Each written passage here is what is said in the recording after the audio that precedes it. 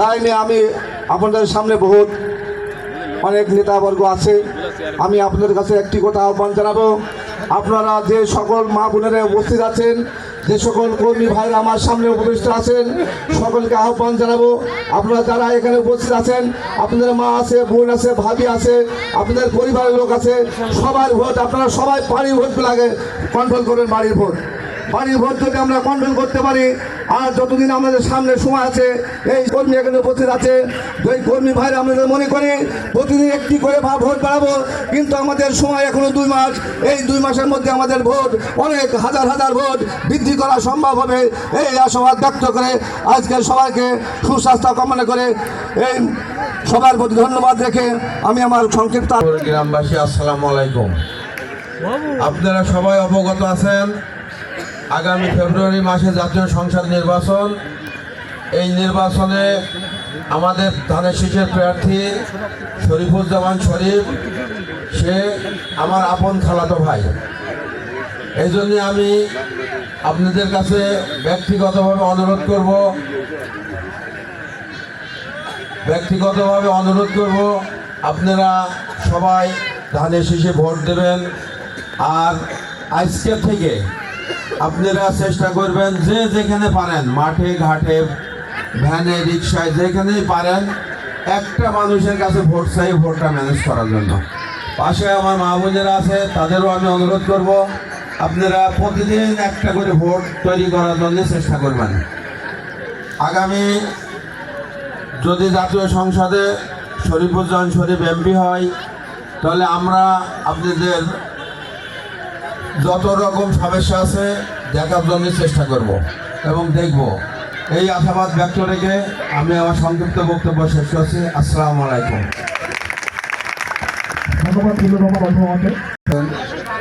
আলমডাঙ্গা পৌর বিএনপির সংগ্রামী সহ-সাধারণ সম্পাদক জনাব মাহবুব হক মাস্টার, প্রধান অতিথি হিসাবে উপস্থিত আছে 4 নম্বর ওয়ার্ডে হাউসপুর এবং আনন্দধাম নিয়ে আমরা আলোচনা করার জন্য, আপনাদের সাথে মত বিনিময় করার জন্য আমরা এখানে এসেছি। আজ আমার বুক ভরে গেছে। এই হাউসপুর এবং আনন্দধামের মানুষ, যে কটা ভোটার, প্রত্যেকটি ভোটার মানুষ বাড়ি থেকে এখানে চলে এসেছে।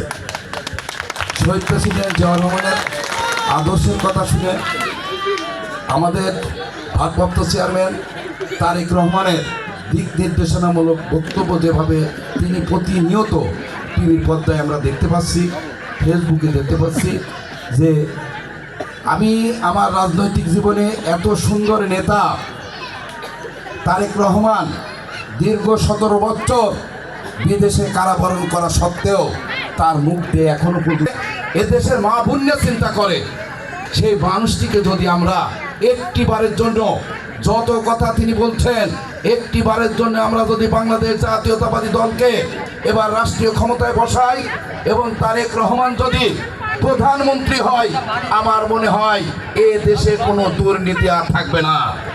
সে যতদিন প্রধানমন্ত্রী থাকবে, যতদিন দায়িত্বে থাকবে, আমার চিন্তা চেতনা যে তার মাথা দিয়ে কিভাবে দেশটাকে সুন্দরভাবে সাজাতে হবে, এই চিন্তা চেতনায় কিন্তু রাত দিন 24 ঘন্টা তার মাথায় কাজ করে।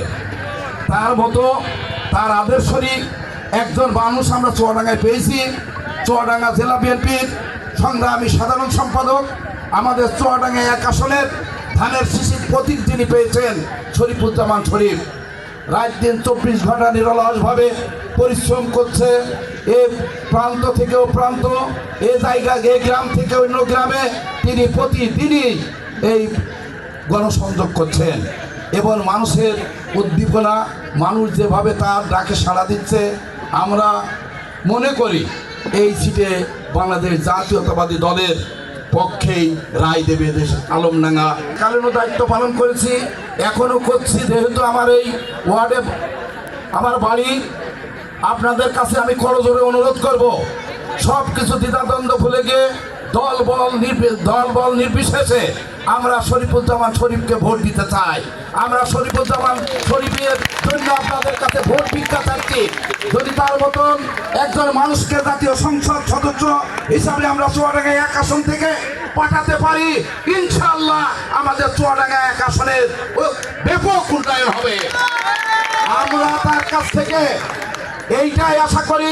আমরা বিভিন্ন সময় তার সাথে যখন বৈঠক করি, সে একটি কথা বলে, আলমডাঙ্গার মানুষ এত ভালো, আলমডাঙ্গার মানুষ এত সৎ, যে আলমডাঙ্গার মানুষের জন্য আমার কিছু করার ইচ্ছা আছে। সে যদি নির্বাচিত হয়, তার টাকা পয়সা ধন দৌলত কিছু তার নাই। সে যদি তাই চাইতো, তার 2টি সন্তান, আমরা যারা ডাক্তার ইঞ্জিনিয়ার এখানে বিশিষ্ট শিল্পপতি মানুষ যারা আছি, আমরা আমাদের সন্তানদেরকে লেখাপড়ার জন্য আমরা হয় বিসিএস ক্যাডার বানাবো, নাই ডাক্তার বানাবো, নাই ভালো শিক্ষিত করব, নাই বিদেশে লেখাপড়া করাবো।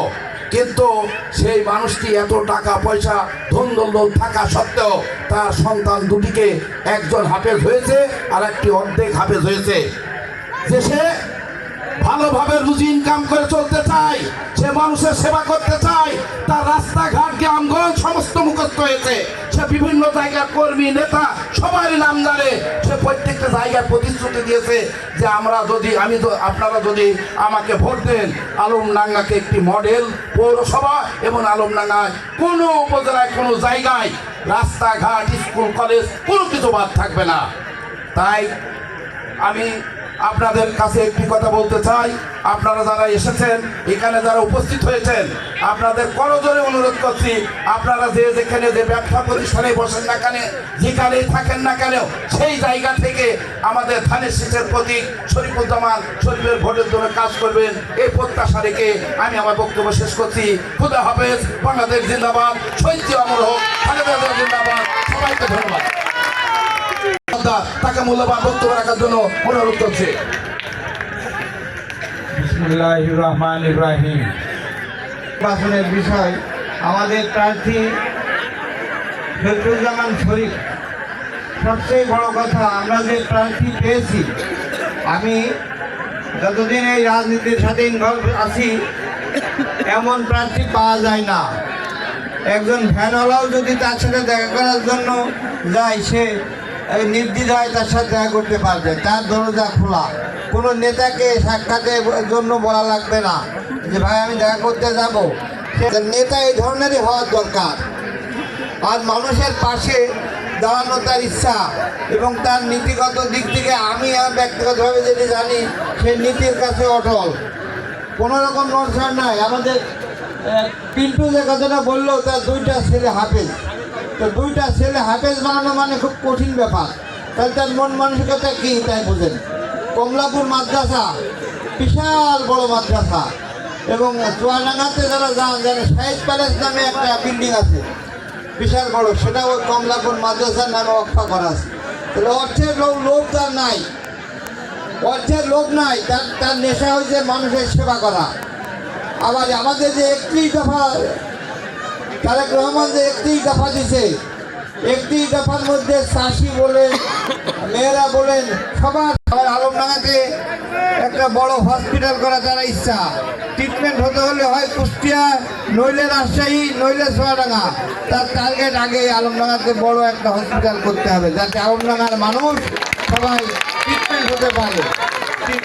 আর একটা ইচ্ছা, যেমন 31 দফার মধ্যে আছে প্রত্যেকটা মানুষের কার্ড হবে, প্রত্যেকটা পরিবারের। ওই পরিবারে যে মহিলা সিনিয়র থাকবে তার নামে কার্ড হবে, মন্ত্রী যদি হয় তার নামেও ওই বাড়ির যে মহিলা থাকবে তার কার্ড দেবে। এটি কিন্তু কঠিন একটা বিষয়। আল্লাহ যদি এই জাতীয়বাদী দলকে ক্ষমতায় নিয়ে আনে, ইনশাল্লাহ সে চেষ্টা করবে যে দেশকে কীভাবে গড়া যায়। তার চিন্তা চেতনা, কঠিন চিন্তা চেতনা। 31 দফা আপনারা দেখতে পারবেন, তো আপনাদেরকে দেখানো হবে অল্প সময়ের মধ্যেই। আপনাদের প্রত্যেক ওয়ার্ডে ওয়ার্ডে 31 দফার বিষয়টা আপনাদের বোঝানো হবে। আর বিএনপি একটা ভদ্র দল। আপনারা দেখেন বিএনপির সময় সভা সমাবেশ ধর্ম নিয়ে কোনো বাধা নিষেধ নাই। এর আগে দেখেন আমরা সভা সমাবেশ বলেন, মাদ্রাসা বলেন, সব বন্ধ হয়ে গেছিল। আমরা তো মুসলমান, তাই না? আমাদের যারা প্রতিপক্ষ জামাত ইসলাম যে কথা বলতেছে, আপনি একটা মসজিদে নামাজ পড়তে যাবেন, দেখবেন তো কয়জন জামাত আর কয়জন বিএনপি আছে। দেখবেন ওদের মনে হয় 2-4 জন আছে, আর বাকি সবই বিএনপির লোক। ওরা ভুল বোঝাচ্ছে আপনাদের ভুল বুঝবেন না, অনুরোধ রইল। আর দাঁড়িপাল্লায় ভোট দিলে জান্নাতে যাবে, এটা একদম ভুল। হলে প্রথমেই জিজ্ঞেস করবে তোমার রবকে, তোমার দিন কি, তোমার রসুলকে এই তিনটি জবাব হবে। ওখানে কি বলবে যে তুমি কোন ভোট দিছো, কোন মার্কায় দাঁড়িপাল্লায় ভোট দিছে, এই কথাটা কি বলবে ভাই? বলবে না। তাহলে তারা যেটি মিথ্যা প্রচারণা করছে, ইসলামের নাম ভাঙিয়ে যে কাজ করতেছে, এটা একটা মানে বেয়াদবি এবং মূর্খতার পরিচয় দিচ্ছে এবং ইসলামকে ভাঙিয়ে ফেলার চেষ্টা করছে। তা আপনারা ওদিকে কান দেবেন না। শরীফুজ্জামান শরীফ অতি ভদ্র একটা ছেলে এবং তার যে নীতি নৈতিকতা আমি বিশ্বাস করি। আলমডাঙ্গার মানুষকে সে মনে প্রাণে ভালো জানে এবং আলমডাঙ্গাকে সে মডেল আলমডাঙ্গায় পরিণত করতে চায়। আলমডাঙ্গা পুরোটা ইউনিয়নকে সে মডেল ইউনিয়ন বানাতে চায়। সেই জন্য আপনারা অনেক কষ্ট করছেন, আপনাদেরকে ধন্যবাদ জানাই। আজকের এই উপস্থিতি থেকে আমার খুব ভালো লাগছে। আপনারা সবাই মনোযোগ দিয়ে দোকানে বসেন, চায়ের দোকানে বসেন, ভ্যান চালান, যে হোক সবাই আপনারা ধানের শীষের পক্ষে কথা বলবেন এবং ভোট চাবেন, এই আশা ব্যক্ত করে আমি আমার সংক্ষিপ্ত আলোচনা শেষ করছি এবং আপনাদের সুস্বাস্থ্য কামনা করে আল্লাহ হাফেজ। ঘটনা করা হলো, আপনারা সবাই বসেন, সবার হাতে তো আপনারা হইল্লা করেন না। আপনারা খাবার নিয়ে হট্টগোল করে